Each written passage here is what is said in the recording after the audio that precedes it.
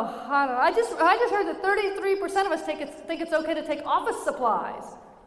This is true. Employers say they lose most of their office supplies back to school week. That's nice. You're sending the kids off to school to learn how to be good citizens with stolen Post-it notes.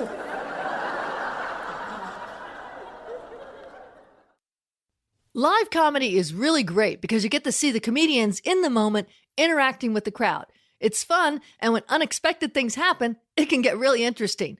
The problem nowadays is that there are cell phones, and they bring a whole new dimension to live performance, sometimes not in a positive way.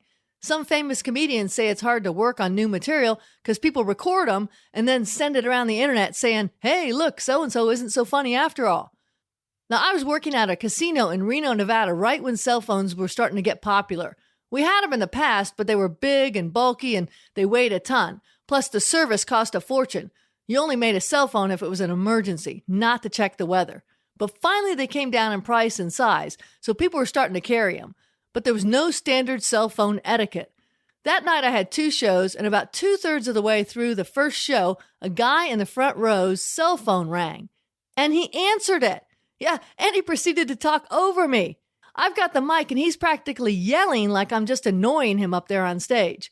At first, I tried joking around and asking him nicely to get off the phone, but the guy wouldn't stop. He just kept on it. Finally, I lost my temper and yelled at him to get out of the showroom. He then yelled at me that it's important because he's talking to his kid's babysitter. It was ridiculous. I knew it wasn't an emergency because the guy was just talking. He didn't run out of the room or anything. He was just asking about how they were. We went back and forth for a minute. I think I pointed out that kids have a babysitter. They don't need parents checking in on them. Like when I was a kid, my parents left, they left. Plus, he was free to talk. Just get out of the showroom to do it. I was getting really, really mad. Finally, the idiot did leave, and I can tell you that it's really hard to get back into being funny after you lose your temper. Luckily, I didn't have a lot of time left in my set, but it was not a great ending to the show. I had a second show that night, and it went great. No cell phones. Yay!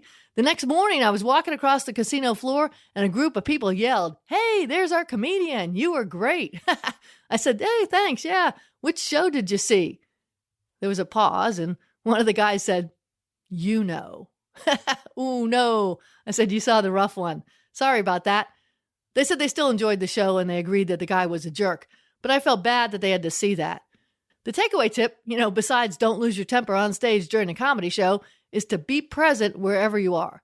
Put down the technology, especially if you're at a live event. Enjoy the moment, and unless it's an emergency, go offline for a while and just be present. That's it for this episode. Thanks for listening.